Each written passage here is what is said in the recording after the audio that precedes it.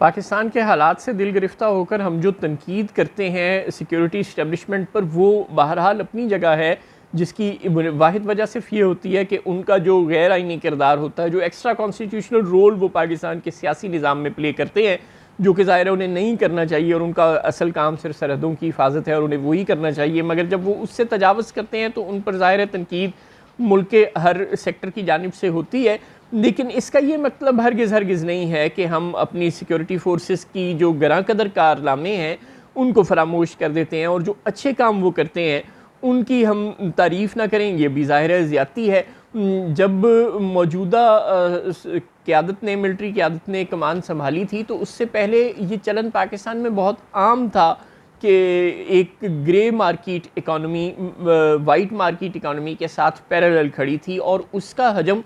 White market से बहुत बड़ा था। अगरचे अब वो ज़ीरो तो नहीं हो गया जो ग्रे मार्केट है, लेकिन बहरहाल इसको बहुत कंट्रोल किया था मौजूदा आर्मी चीफ़ ने आने के बाद। डॉलर की स्मगलिंग और होर्डिंग को बहुत ज़्यादा आड़े हाथों लिया गया था और शहबाज शरीफ के इब्तदाई दौर से पहले दौर के इख्तिताम से ये काम शुरू हो गया था और काकड़ दौर में बहुत ज़्यादा तेज़ी से ये काम हुआ। जो डॉलर आपको याद होगा अपने इसहाक डार साहब, अल्लाह उनके दर्जात बुलंद करे, 330-35 रुपए पर ले गए थे, उसको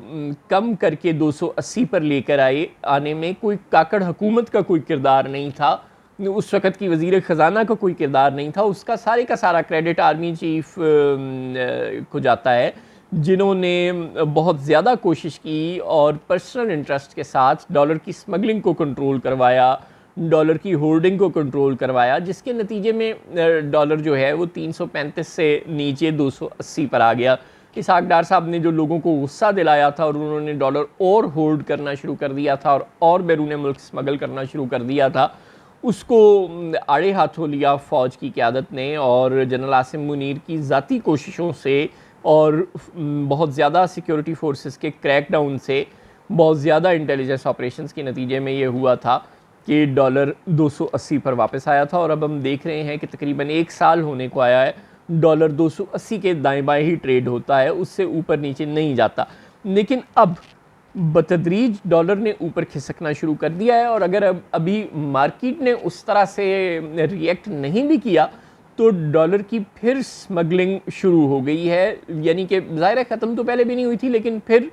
तेज़ होना शुरू हो गई है और वो जो स्मगलर्स छुप गए थे अपने बिलों में फ़ौज के क्रैकडाउन के बाद जो काकड़ हुकूमत में हो रहा था, अब पता नहीं, हम किसी को इल्ज़ाम नहीं दे रहे कि शहबाज हुकूमत के आने के बाद कुछ माहौल ऐसा हो गया है कि पॉलिटिकल इंटरेस्ट बहुत बढ़ गए हैं, जिसकी वजह से सिक्योरिटी फोर्सेस को और सिविल क़यादत को हथौला करना पड़ रहा है मनफी किस्म की सरगर्मियों में मुलविस लोगों के ख़िलाफ़, जिसकी वजह से डॉलर की होर्डिंग शुरू हो गई है या फ़ौज ने जो सख्ती की थी वो सख्ती अब छोड़ दी है। वजह पता नहीं क्या है, लेकिन माहिरीन का कहना है, करेंसी माहिरीन का, कि पाकिस्तान में गैर कानूनी तौर पर काम करने वाली ग्रे करेंसी मार्केट पड़ोसी ममालिक को डॉलर की स्मगलिंग में इजाफे की वजह से दोबारा उभर रही है। एक मीडिया हाउस की रिपोर्ट के मुताबिक exchange companies association of Pakistan के जनरल सेक्रेटरी ज़फ़र पराचा के मुताबिक मार्केट सरकारी शरह से 4 रुपये फ़ी डॉलर ज़्यादा की शरह मुबादला पेश करके तकरीबन 50 करोड़ डॉलर हासिल कर रही है। 50 करोड़ डॉलर अगर ग्रे करेंसी मार्केट में जा रहे हैं, यानी वो बैंकों में के ज़रिए से उनकी ट्रांजैक्शंस नहीं हो रही और हुकूमत को उनका टैक्स नहीं मिल रहा और वो पाकिस्तान के फॉरेन करेंसी रिज़र्व्स में इजाफा नहीं हो रहा, बल्कि 50 करोड़ डॉलर का अगर हमें नुकसान हो रहा है हर महीने, तो इससे और ये सिर्फ अंदाज़े हैं, ज़ाहिर है एक्चुअल फिगर इससे बड़ी है। तो ये फिर तशवीशनाक बात है। अब पता नहीं इस पर सोचना शहबाज हुकूमत को चाहिए या आर्मी चीफ़ को ही सोचना चाहिए। ज़ाहिर है शहबाज हुकूमत के तो पल्ले भी कुछ नहीं है और उनके बस में भी कुछ नहीं है और सिविल गवर्नमेंट का कैपेसिटी का मसला तो हमेशा से रहा है। सिविल गवर्नमेंट्स के पास ऐसी कैपेसिटी ही नहीं है, उनके पास कोई ऐसी इखलाकी अथॉरिटी भी नहीं है कि वो बिज़नेसमैन जो ज़ाहिर है वाइट बिज़नेस भी करते हैं लेकिन उसके साथ साथ वो ब्लैक बिज़नेस भी करते हैं, उन बिज़नेसमैन पर, उन तमाम पूरी की पूरी बिज़नेस कम्युनिटी पर शहबाज हुकूमत की तो कोई ग्रिप नहीं है। हाँ, अलबत्ता हाथी के पाँव में सबका पाँव, डंडे से सब डरते हैं, लिहाजा अहले कुव्वत अगर उन्हें दोबारा डरा धमका कर समझाएं कि दोबारा इंसान बन जाओ और ये डॉलर की स्मगलिंग और होर्डिंग से बाज आ जाओ, तो शायद वो बाज आ सकते हैं। तो फ़ौज की क़यादत से गुजारिश है कि जो नेक काम उन्होंने काकड़ दौर में किया था वही नेक काम शहबाज दौर में भी दोहराएं, वरना